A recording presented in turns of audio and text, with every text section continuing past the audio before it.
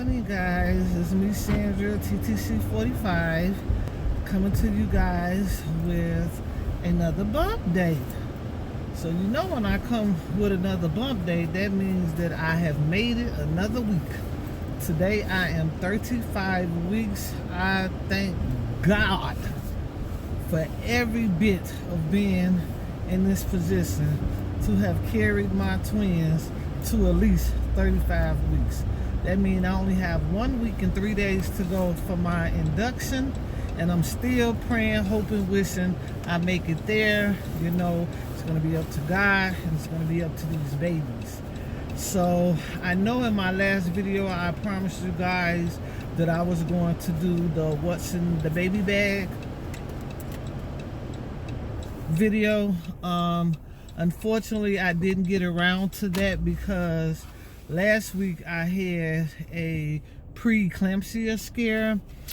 I had went to my maternal fetal medicine on Tuesday and my blood pressure was elevated, but that's not uncommon for my blood pressure to be elevated when I go to the maternal fetal medicine, because my appointments with them are first thing in the morning. Sometimes I forget to take my medicine before I go to them, or sometimes I've been just took my medicine and it takes a little while for that medicine to go through your system and do what it's supposed to do, and that's to bring the blood pressure down. So the blood pressure the only difference is more higher now than it was, you know, in the first and second trimester. Even when I was coming to my appointment at 8 something in the morning, I didn't have blood pressure that high. So that's to be expected. I'm carrying 2 babies inside of me. But of course he tried to send me to labor and delivery, but I declined because I knew I had just took my medicine. He wanted me to have a preeclampsia test. I told him my OB can do that. She told me the last time, if it comes to that point and you got an appointment coming up with me, just come on over here, we can do the test. So he contacted my OB. My OB said, yes, I'll do the test in the office. So he went on ahead and let me go. So I avoided another trip to labor and delivery. However, right after I left the maternal fetal medicine, sometime during that evening time, I caught this really bad headache, and it just wouldn't go away. Even when I took medication, it would subside a little, but it just wouldn't completely go away. So that lasted about 3 days. So this time I was starting to think that, oh Lord, maybe this is preeclampsia this time, because, you know, I had preeclampsia with my oldest daughter and she was born at 35 weeks. And then I had preeclampsia with Pebbles, and Pebbles was born at 35 weeks. So I'm like, okay, maybe this is it. But prayerfully, I did go to my OB. She did check me, and my preeclampsia test was negative. So I thank God for that. I'm just so proud of myself for keeping myself healthy during this pregnancy and keeping these babies in as best I can. I mean, it still don't stop my maternal fetal medicine for keep trying to send me to labor and delivery, because he's just so overly extra. But he claimed it's because he worry about me. He only worry about me because of my age, but I have to keep reminding him, I've been through this. I've had babies. I've had twins. I know when it's time to go to labor and delivery. So now that that's over with, I'm glad that I'm actually feeling much better. I still had the headaches every now and then, but at least the Tylenol is taking the headaches away. So now I'm able to do the what's in my baby bag video, and I'm going to attach it to this video. But yes, ladies, I cannot believe how you guys' prayers have worked to help me get as far as I am. The babies are doing great. They're measuring great. They're not, you know, around the same weight. They kind of like, they have what they call a 15% differentiation. I don't know, I can't pronounce that word correctly. Feature, whatever. Like a difference in their weight is 15%, which is still in the normal range, because the normal range is under 20%. Once they get over 20% in the weight difference, then the doctors start to become concerned, and then at that point they ready to deliver. So but they're in a 15% difference in their weight, but they're still growing as they should. The baby B is in the 17th percentile, which is, you know, on the low end, but anything 10% and above they okay with. When they drop below 10%, then that means that they're not growing well, and they have to move forward with delivery. Baby A is in a 60th percentile, so she's my chunky butt. She outgrew her sister a little bit, but you know, as long as both of them still healthy and both of them still moving around, got strong heartbeats, it's okay for one to be bigger than the other. That's what it was with my boys. One was bigger than the other. My doctor is still trying to shoot for a vaginal delivery. The babies are still in the same position they've always been. Baby A head down, baby B is transverse. Now, when you have one of the babies being transverse, that's a little complicated. That's what happened with my boys. One was transverse and one was head down. So getting the baby that was head down out is no issue. But then when it comes to trying to get the baby that's transverse out, then that becomes an issue, because now you got to try to see if you can rotate the baby either head down or butt down in order to get the baby out. And if that doesn't happen, then you end up having to have a C-section. This is why twins are not delivered in a regular labor room. They have to be delivered in a operating room, because anything could go wrong with the second twin after the first twin come out. So this is why we can't say for sure that I will vaginally deliver both babies, but we'll see. The only downside is that if I do make it to my induction date, which is December 27th, if I do make it to my induction date, my regular OB will not be delivering my babies if I have them on that date. She will still be out of town for Christmas, but she says she will be back on Tuesday.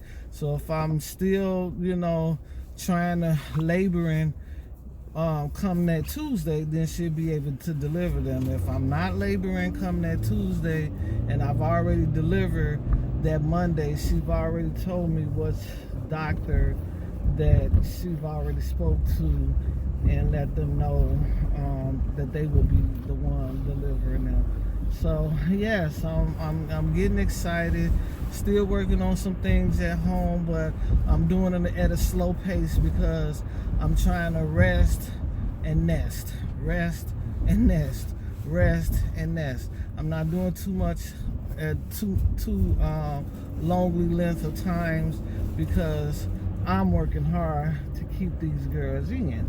So that's all I have for you ladies now for a bump date. I'm going to put in here what's in my baby bag and what's in my hospital bag, and I will be talking to you guys again on next week before I go into my labor and delivery video. Okay, ladies? Mwah. Thank you, ladies, for supporting me. Thank you, ladies, for always being there and praying for me. And I'm still praying for those who are still in this race. I'm still praying for those who have recently lost ones. Amira, sis, I love you. I love you from the bottom of my heart. I am so sorry for what you're going through right now. I am going to keep praying for you and keep praying for you until you eventually bring home that miracle rainbow baby, because it's going to happen. And so yes, ladies, thank you, ladies. TTC, those who are still in that struggle. Sticky baby does to all of you. Bye.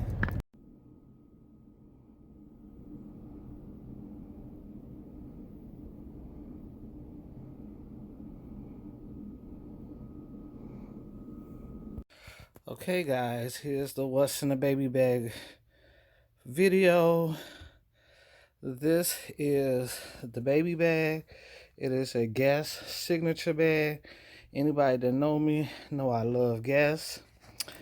It has a additional storage pocket up in here, and the only thing I have in here is some disposable bags for wrapping up diapers in case I have to change them while we on the road or in the car or anything. On the inside of this, it has a place to put bottles, and also have a big storage bin where I have all the travel cosmetics like baby shampoo and baby powder and baby lotion, and of course diaper cream. That's what's in this big pocket. This is the inside of the bag.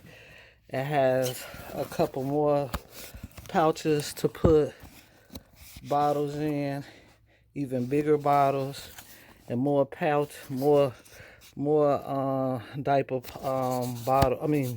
baby bottle pouches, and it's real deep, so it takes a lot of room up in there that you could put in there.